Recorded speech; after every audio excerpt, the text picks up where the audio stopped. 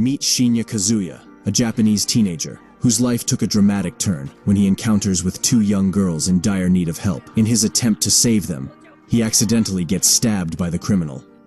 Though he managed to rescue the girls, this selfless act cost him his life, but death wasn't the end for him. After waking up, Shinya Kazuya is in an unfamiliar room with two women, one claiming to be his mother, and the other a maid. He's even more surprised to discover that he has turned into a 3-year-old child. He realizes that he is reincarnated in another world, with his memories intact. As he struggles to understand and adapt to his new life, he discovers that his name is Cain von Silford. He meets his family members, including his father Garm and others. Graham is a high-ranking noble with his own army. Cain begins learning about the world of magic and adventures from his maid, Sylvia. He easily learns everything due to his previous memories, and Garm permits him to learn magic, although he can't use it until his baptism at the age of 5. Cain starts using magic in secret, but he can't keep it hidden for long. And his sister Reine discovers his secret. Instead of reporting him, she decides to teach him about the kingdom's history and various other subjects. 2 years pass, and Cain turns 5, ready for his baptism. He leaves for the church with his family, and upon arriving at the church, he learns about the 7 gods of the Marineford faith. During the baptism, a bright light appears, and Cain finds himself in front of all 7 gods. The gods tell him that his death was not necessary because the criminal was going to trip and fall, but still, it counted as a good deed, so they reincarnated him into this world. Before Cain leaves, he receives blessings from all of them.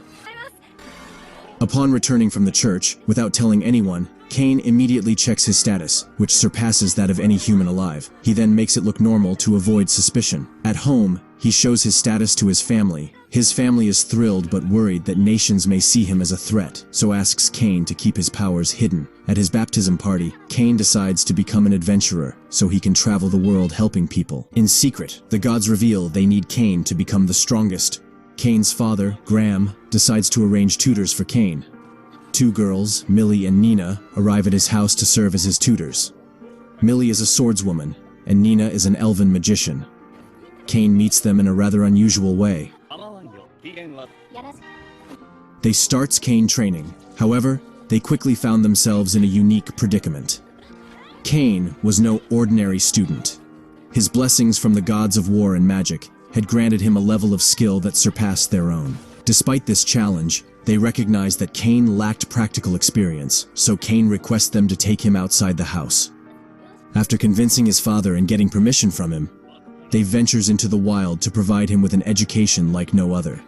In the wilderness, Cain kills his first monster, and it becomes apparent that Cain is a prodigy. His combat abilities allows him to hunt monsters with ease, and his magical prowess enabled him to master every new spell that Nina demonstrated, but they stops him before he steps deep inside the forest. Cain found out his skills rapidly improve with just a few monster hunts. Cain, Nina, and Millie visit the Adventures Guild to get permission from guild receptionist Rudy for Cain to hunt stronger monsters. While there, a C-rank adventurer named Cross mocks them for their babysitting quest, and Cain intervenes, leading to a confrontation where he defeats Cross. 3 years later, Cain turns 8, and Nina and Millie's employment contract expires. Cain decides to hunt dangerous monsters. However, his flashy magic causing a panic in the city. Cain gifts Millie and Nina with self-crafted special magic bags that mimicked his own item storage skill, which are both useful and as valuable as national treasures. Millie and Nina are touched by the gifts and happily accepts them. But his actions has consequences. Garm gives him a thorough lecture for scaring the citizens. 2 years have passed, and Cain is heading to the royal capital. As a noble, it is time for his debut into society at the age of 10. Cain detects a fight between humans and monsters on his way, prompting him to rush ahead to save them. While a carriage is being attacked by monsters with knights struggling to protect it, Cain shows up, easily dispatching all the monsters and saving the knights. He does his best to heal their injuries, but unfortunately, he can't save those who have already lost their lives. As Graham arrives at the scene, he recognizes the crest on the carriage, which belongs to the house of Duke Santana. From the carriage, Duke Eric's daughter, Lady Silk, and the royal second Princess Telestia come out. Both young ladies are scared, but Cain uses his magic to calm them down. Lady Silk and Princess Celestia are instantly smitten with their valiant savior, Cain. Their hearts race and their admiration for him grows stronger by the minute. Silk and Celestia insist that Cain shares their carriage for the remainder of the journey. After days of traveling, they arrive at a town and stop for the night. Despite Garm's objections, the determined girls overrule him and force Cain to sleep in their room every night for the week-long journey. This arrangement makes Cain so nervous that he can't sleep for the entire week. Finally, the group reaches the Grand Royal Capital, where Cain meets Knight Vice Captain Dime and earns his gratitude for returning Celestia's dead soldiers. Then Cain has an audience with the king. King Rex rewards him with 10 platinum coins, a mansion, and an unexpected promotion to the title of Baron. However, not everyone is pleased with Cain's sudden rise. Some nobles, particularly Marquis Corgino, but the king rejects all his objections and asks Cain to meet him later. In private, King Rex and Duke Eric insisted that Cain become engaged to both Celestia and Silk. After all, having shared bedrooms with both of them, he is the only man they could marry without scandal. Cain, feeling the pressure from all sides, reluctantly agrees to the engagements. With the formalities over, everyone is able to freely lecture Cain for his scandalous, outrageous behavior. Cain visits the church to meet the gods and consult with them about his levels, which are rapidly approaching the power of a demigod. But the gods, starved for entertainment, dismiss his concerns, and instead ask him to introduce forms of Japanese entertainment to their world, hoping for something new and exciting. When Cain is out shopping with his mother and sister, he comes across Parma, a familiar face from his childhood, and her uncle, Tamanis, who runs a store. After looking at his store, Cain asks him to produce the Reversi board game through his trading company, and he agrees. To seal their business deal, they signed a contract before Panam, the god of commerce, which guaranteed their arrangement for 3 years. Cain also asks him to make a special one for the royal family. The debut ceremony finally arrives, and since their engagements are still a secret, Cain has to pretend to meet Silk for the first time. The king arrives with Celestia to host the ceremony. As Cain greets the king and praises Celestia, the king points him out for being a philandering womanizer. However, Cain presents King Rex with an extravagant Reversi board, which the king is delighted with, and asks him to tell him more about it later. Cain and Silk are enjoying their time at the party. But their moment is interrupted by Marquis Corgino's son, Habit, who attempts to charm Silk. When she ignores his advances, his friends misunderstand Cain as the Baron's son. They try to bully him with their low-level magic spells. Fed up with the harassment, Silk reveals Cain's full title as a baron. Habit and his friends are forced to bow and apologize. To keep this matter secret, Cain agrees to the dates with Silk and Celestia, and King Rex overhears their conversations, leading to another lecture about Cain's supposed womanizing tendencies. With a new mansion to call his own, Cain eagerly visits the property, only to find it run down and neglected. Yet with his magic, it is cleaned and repaired in seconds. And he also hires Sylvia, 3 maids, and a butler named Colin to help manage the place. Colin reminds Cain that he should visit his parents, as his older half-brothers Jin and Alec are also visiting. Cain then takes his family to the newly restored mansion. Garm offers valuable advice to hang up some artwork, as nobles appreciate such decorations. So Cain places a red dragon, which he had hunted before, in the hall. However, the sight of it terrifies Sylvia and the other staff. Garm also informs Cain that he should host a party to allow other nobles to acknowledge his new baron title. Colin prepares an invitation list of guests for the party, but doesn't include the king since only high-ranking nobles can invite the king to their events. Cain decides to craft fine glassware, along with Japanese food and alcohol, to serve as gifts for his esteemed guests. Cain is summoned by the king, who expresses his disappointment at not receiving an invitation to the party. In response, Cain offers a personal invitation to the king, who decides to attend the event with Princess Celestia. At the party, Eric and other nobles are taken aback when they discover that Cain kept a taxidermy Calamity-class red dragon monster as a trophy in his mansion. The king arrives at the party and is delighted by the hospitality and the meal provided by Cain. He praises Cain for the excellent hosting.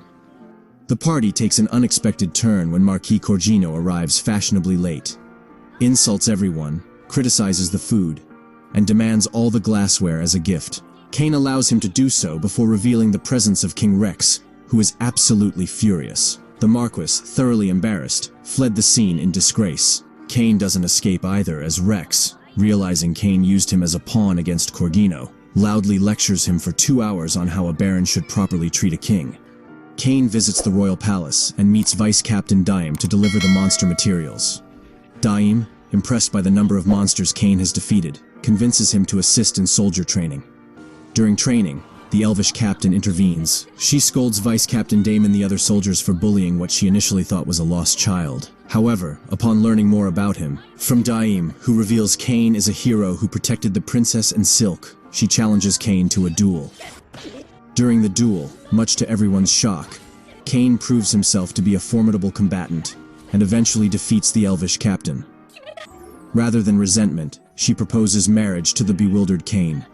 After telling her name, Tijuana, a viscountess and knight captain, she swiftly takes him to discuss the matter with King Rex. As Cain explains what happened, Garm reveals that she is not just a knight but also a princess for the elven territory in Esfort, once an independent elven nation. The king believes that revealing Cain's engagement to Telestia and Silk will make Tijuana reconsider her decision. But Rex is forced to agree as long as Tijuana's father Duke Layson agrees. Cain's growing power worries Rex, so Magna suggests they test him.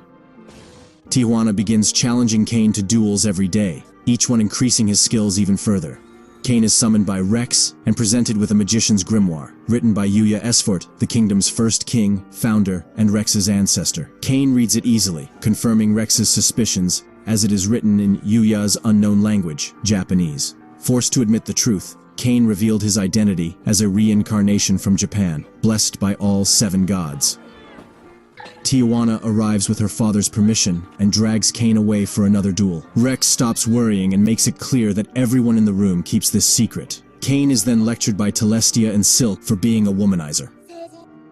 As Cain reaches the age of 12, he decides to take the next step on his journey. He visits and registered as a newbie adventurer at the Adventurers Guild. Secretary Redia issued him a G-rank license.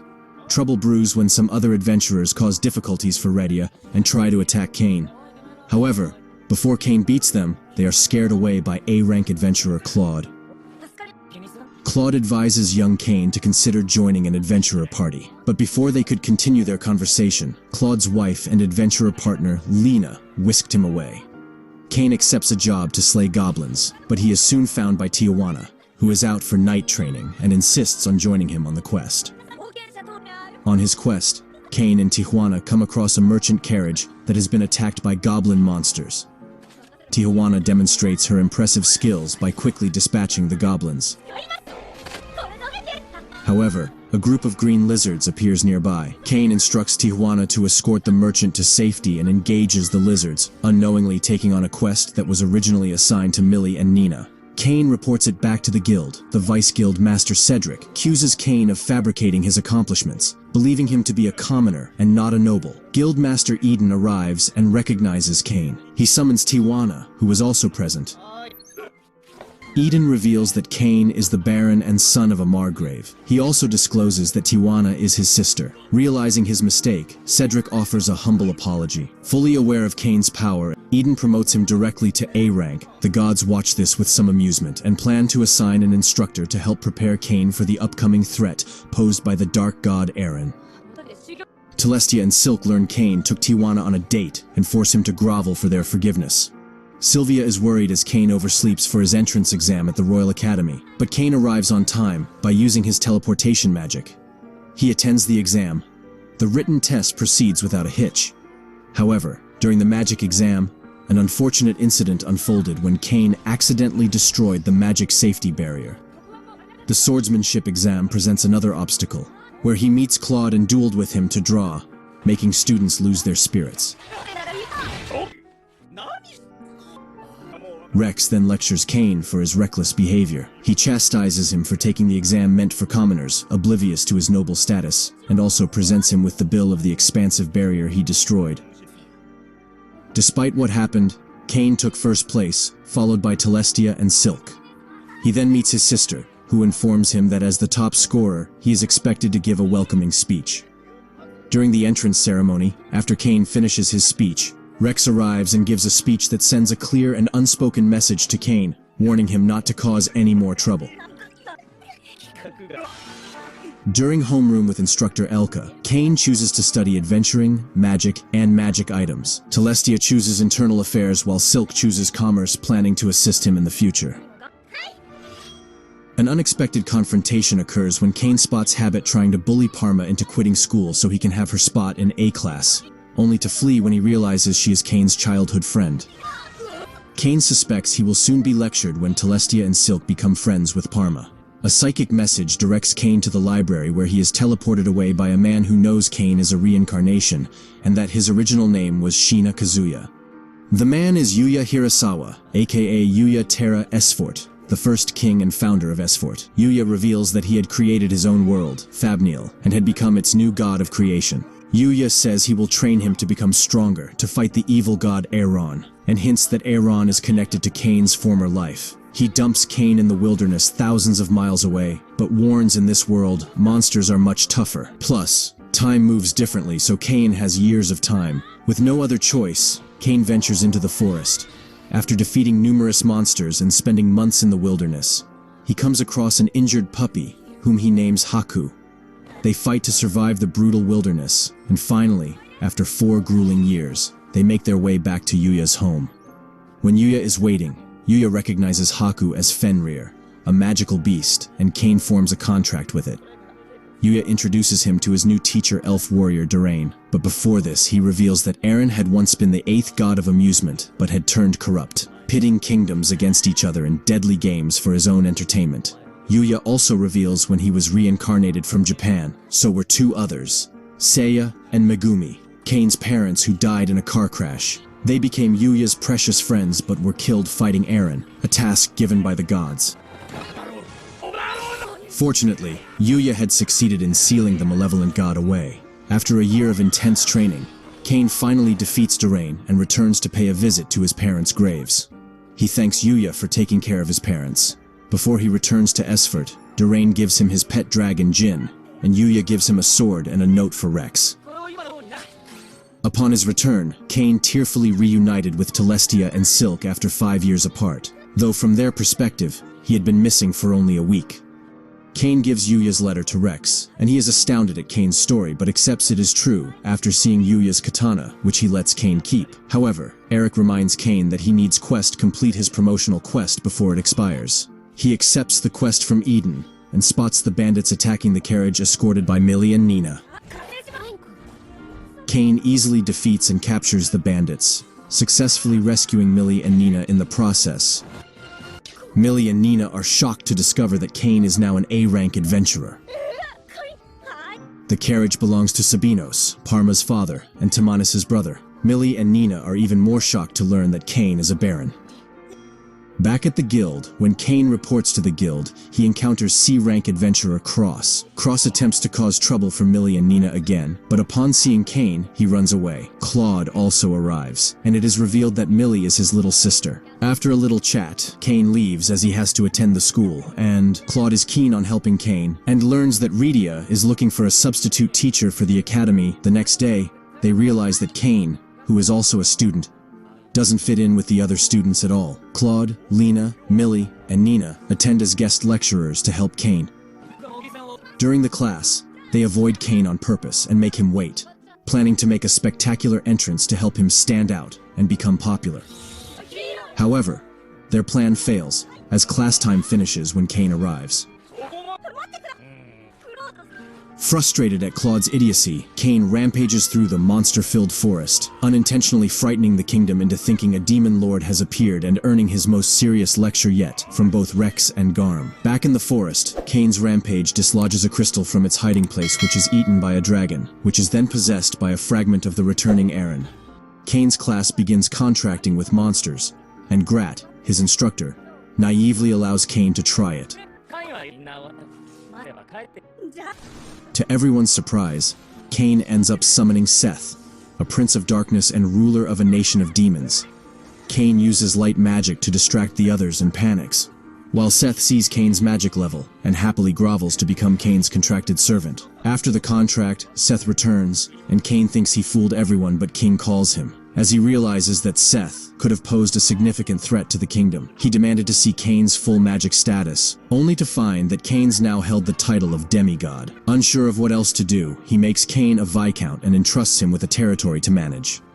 Cain visits his parents' home, and his half-brother Jin informs Cain that monsters near the forest in their domain are becoming more savage to humans, so he asks Cain to investigate the cause. Cain slays many monsters but cannot identify the source of the increased danger. He summons Seth, who can only sense a being of unimaginable power drawing monsters to itself. So he summons his demon butler and former heavenly king Dalmatia, and asks him to investigate. Dalmatia finds the cause, but their intrusion prompts Eren to send thousands of high-level monsters to rampage against the kingdom. Seth immediately returns to inform Cain. Realizing the imminent danger, Cain and Seth immediately rush, leaving Cain's friends and Tijuana behind to protect the city in their absence. They join Dalmatia and are ready to confront Eren. Seth advises Cain to deal with the final boss while he summons his 4 heavenly kings to handle the monsters in the forest. Meanwhile, Cain located the dragon possessed by Eren. The malevolent being immediately recognizes him as the god's chosen one and a reincarnation, just like Cain's parents. Cain attacks him with high-level magic, but nothing happens. Despite only being partially resurrected, Eren pushed Cain to the defensive. Cain summons Haku and Gin to aid him in the battle, but Eren proves to be a formidable opponent and nearly kills them.